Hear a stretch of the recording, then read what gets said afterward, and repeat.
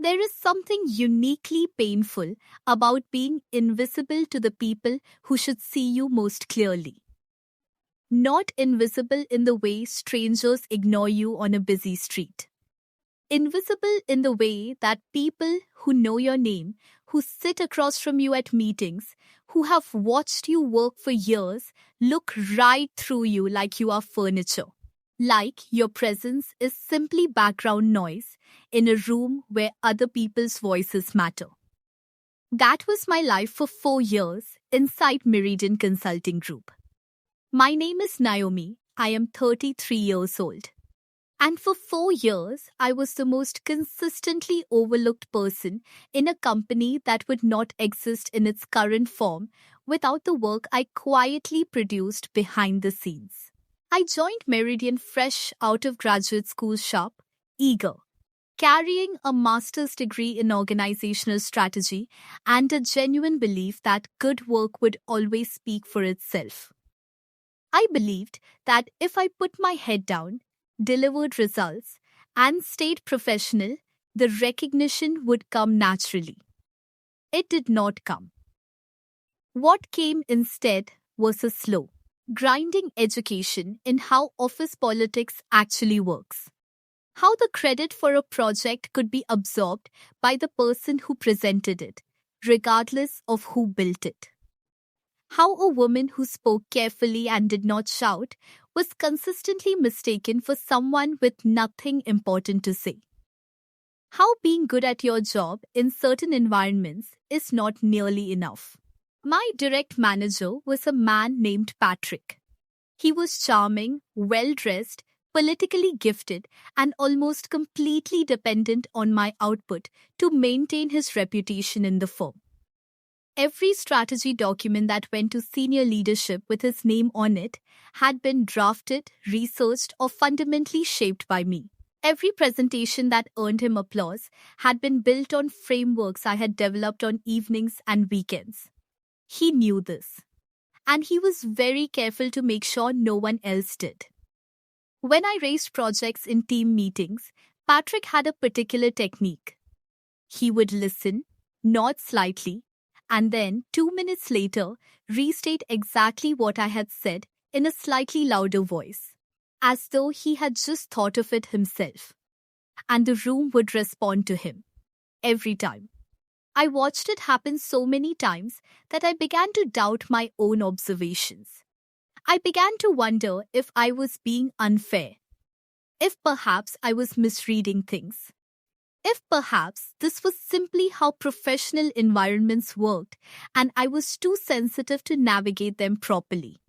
But what I didn't know then, sitting in those meetings, watching my words travel from my mouth to his and somehow become his, was that everything was about to shift. Not because I finally raised my voice, because the right person finally walked into the room. The breaking point came on a Thursday in March. Meridian had been selected to pitch for a major restructuring contract with a national healthcare network, the kind of contract that reshapes a consulting firm's trajectory for a decade. Senior leaders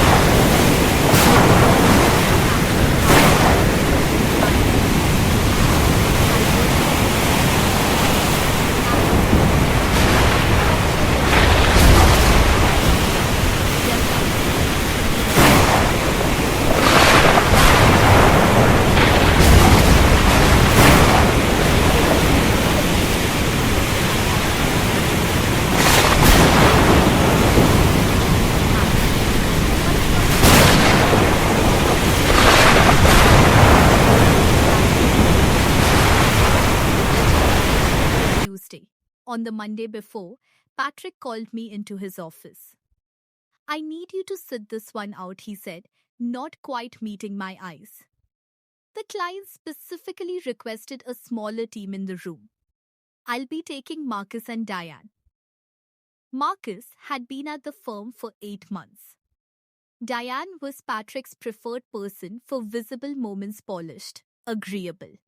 Unlikely to overshadow him, neither of them had contributed a single page to the proposal.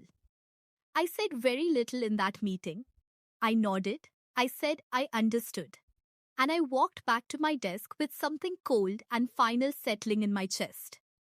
That evening, I did something I had never done before. I kept copies of everything, every draft, every version history, every email chain showing my involvement, every comment and revision I had made across 3 weeks of work. I organized it all into a single, clearly labeled folder on my personal drive. I did not know what I would do with it yet, but I knew I needed to have it. The pitch went well. Patrick returned to the office glowing. He sent a company wide email crediting himself, Marcus, and Diane for what he called a brilliant team effort. My name appeared nowhere. That evening, I received a LinkedIn message from someone I did not recognize. The name was Dr. Evelyn Marsh. Her title read Chief Transformation Officer, Hartwell National Health Network. The message said simply, Miss Naomi, I noticed your name on the original document metadata from today's pitch materials.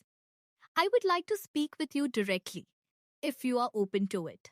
I read the message 4 times.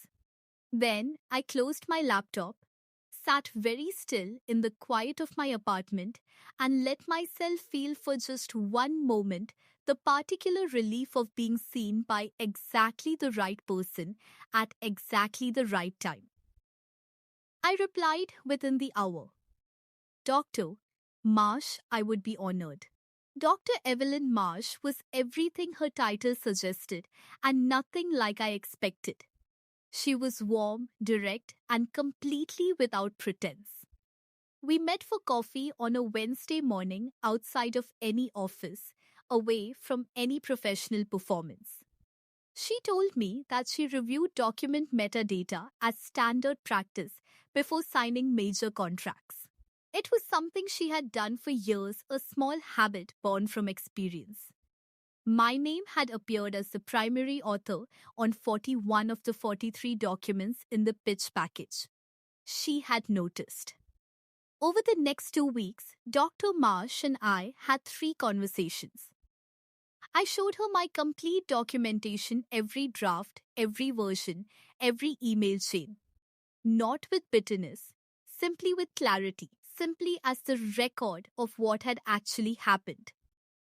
Hartwell signed the contract with Meridian, but Dr. Marsh attached a specific condition to the agreement, one that Patrick received in a formal letter from the client on a Friday afternoon. The condition stated that Naomi Ellis must be named as the lead strategic consultant on the account. By name. In the contract. I was in my office when Patrick appeared in my doorway. His face was a complicated landscape of emotions he was trying very hard to control. It seems the client has requested you specifically, he said. I know, I said simply. Doctor, Marsh called me this morning. He stood there for a moment longer. Then he left without another word. 3 months later, I was promoted to Senior Strategy Director, the role Patrick had blocked twice in 2 years. He quietly transitioned to a different division shortly after. I heard through colleagues that the move was not entirely his choice. I did not celebrate that part. It was not what mattered to me. What mattered was the morning I walked into my first official meeting as lead consultant on the Hartwell account. 12 people around a table. Dr. Marsh at the head of it, who gave me a small nod as I took my seat. I thought about 4 years of meetings where my words had been borrowed without credit. 4 years of documents built in silence and presented by someone else's voice. And then I opened my folder and began to speak. Nobody interrupted. Nobody restated my words 2 minutes later in a louder voice. They just listened. Here is what those 4 years taught me and what I want to leave with you today. Your work always carries your fingerprints, even when someone else puts their name on it. The truth about what you have built does not disappear because someone else takes credit for it. It lives in the details, in the metadata, in the quality that cannot be faked by someone who did not do the work. Stay in the room, keep your records, do the work with everything you have. Because the right person only needs to look closely once. And when they do, no amount of borrowed credit can change what they find.